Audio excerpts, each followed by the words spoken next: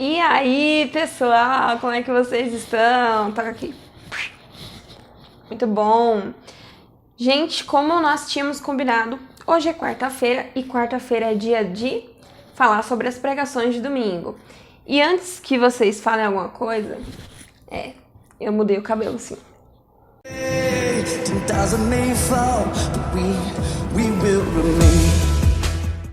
Bom, gente, devido a toda essa questão da pandemia e tudo mais, a gente teve algumas alterações lá na igreja. E esse primeiro domingo foi um domingo de adaptação, então tinha bastante coisa diferente acontecendo, novas medidas que a gente tinha que seguir de segurança. E isso acabou mexendo um pouco com o meu culto, não consegui prestar tanta atenção quanto eu gostaria na pregação. Mas eu vou compartilhar com vocês o que eu entendi.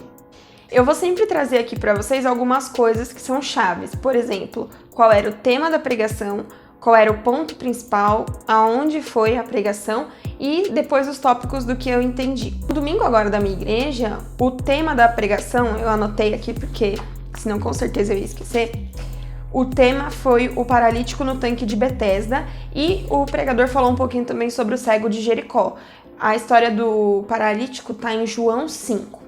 O ponto principal que ele pegou foi sobre a gente confiar em Deus e nas promessas que Deus faz pra gente, independente do tempo que essas promessas demorem para se cumprir. Então ele contou o testemunho pessoal dele, de que ele estava esperando uma resposta há muitos anos, e aí o Senhor deu a vitória para ele recentemente. Eu anotei 3 pontos principais que eu entendi da pregação e que foram as coisas que ficaram mais cravadas na minha mente. Então vamos lá. Aqui, a história da verdade desse homem é bem curta, né? Não tem muita coisa a respeito dele. É uma história bem curtinha.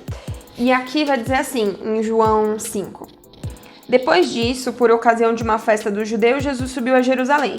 E existe em Jerusalém, junto à Porta das Ovelhas, uma piscina que em hebraico se chama Betzada, com 5 pórticos. Sobre esses pórticos, deitado pelo chão, numerosos doentes, cegos, coxos e paralíticos ficavam esperando o borbulhar das águas. No versículo 5 vai dizer o seguinte: encontrava-se aí um homem doente havia 38 anos, e Jesus, vendo-o deitado e sabendo que já estava assim há muito tempo, lhe perguntou: queres ficar curado? E aqui é o primeiro ponto que ele falou que eu me atentei. Essa pergunta de Jesus parece ser estúpida, né? Então assim, poxa, tem uma multidão de doentes, tem um monte de gente ali, esse homem tá no meio, Jesus sabe que ele é doente há muito tempo, e a pergunta que Jesus faz pra ele é: você quer ficar curado? Parece... não faz muito sentido, né? Só que a gente sempre olha pro lado de que a pergunta de Jesus não faz sentido, mas a gente tem que analisar que a resposta do cara faz menos sentido ainda. Presta atenção, Jesus pergunta: queres ficar curado? E o homem respondeu, o enfermo respondeu: Senhor, não tenho quem me jogue na piscina. Se Jesus vem te perguntar se você quer ser curado e a única coisa que você quer na sua vida é ser curado, o que você vai falar pra ele? Eu ia falar: sim, por favor, eu quero. Só que a questão é que eu percebi, aqui já vem uma reflexão minha, tá? Eu percebi o seguinte: sempre que a gente olha para uma passagem, a gente enxerga o Jesus Deus, mas eles naquela época não tinham tudo isso aqui que a gente tem. E eles estavam tendo que aceitar a realidade de que Jesus era Deus. Só que eles viram Jesus crescer, eles viram Jesus tomar mamadeira, eles viram Jesus brincar com os irmãos, eles viram Jesus aprender a Torá. Eles viram Jesus fazer coisas comuns de um ser humano comum. Como se chegasse alguém que nasceu no Camel e falasse pra você: oi, eu nasci no Camel, eu sou borracheiro e eu sou filho de Deus. Eu sou um anjo, sei lá. Você ia ficar assim: tá bom. Então pra eles, naquela realidade, era meio que assim, aquele cara não sabia o que Jesus tinha poder de fazer. Eu acho que por isso ele deu essa resposta. Porque se você encontra com uma pessoa que tem poder de curar e ela pergunta: você quer ficar curado? A primeira coisa que você vai responder é: sim, quero, porque você sabe que ela pode resolver o problema. Só que ele falou: não tem ninguém que me lance quando a água é agitada. Não foi isso que Jesus perguntou, né? A segunda coisa que o pregador enfatizou é que ele estava enfermo há 38 anos. Ele era paralítico há 38 anos.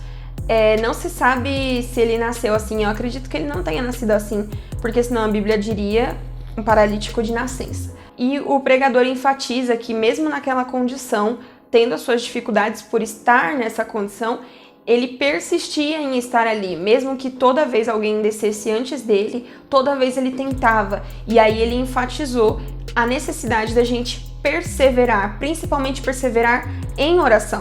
Porque muitas vezes a gente ora por um assunto e aí Deus não responde imediatamente e a gente para de orar. Porque isso não está correto. Nós devemos buscar incessantemente. Esse foi um dos pontos que ele colocou que ficou na minha mente também. O terceiro ponto, que para mim foi o mais que pegou fundo no meu coração, foi o seguinte: o pregador disse que Jesus, na verdade, queria não só curar a parte física daquele homem, a doença física dele, mas também a doença espiritual. E aí você fica pensando, não existe margem para isso na Bíblia, mas ele me convenceu de que tem. Pode ser que nós dois estejamos errados, mas eu concordei com o ponto de vista dele e aí você decide se você concorda também ou não.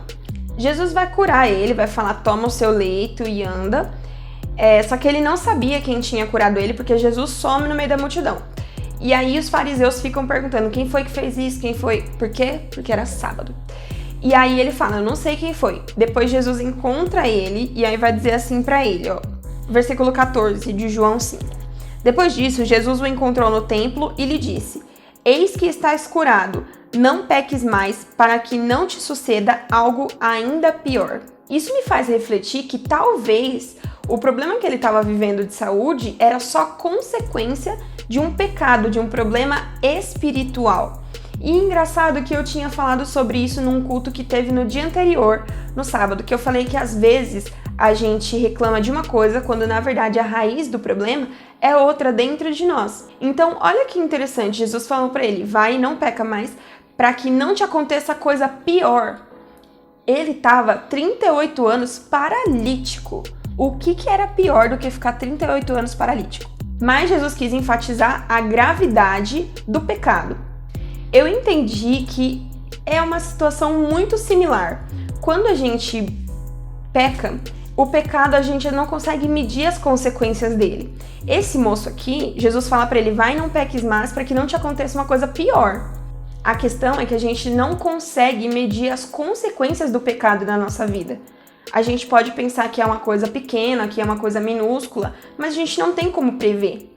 A gente não tem como saber que proporções vai tomar aquela atitude que a gente está tendo.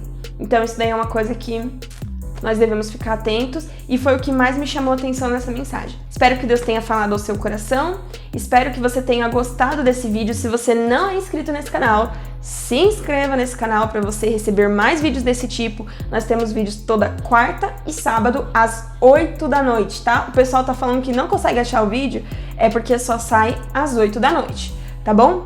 Aqui estão as minhas redes sociais para você seguir, Maiara Doraci em todas as redes. Se você gostou desse vídeo, deixa o seu like para eu saber que você gostou, gente. Pelo amor de Deus, me deixe saber, tá bom?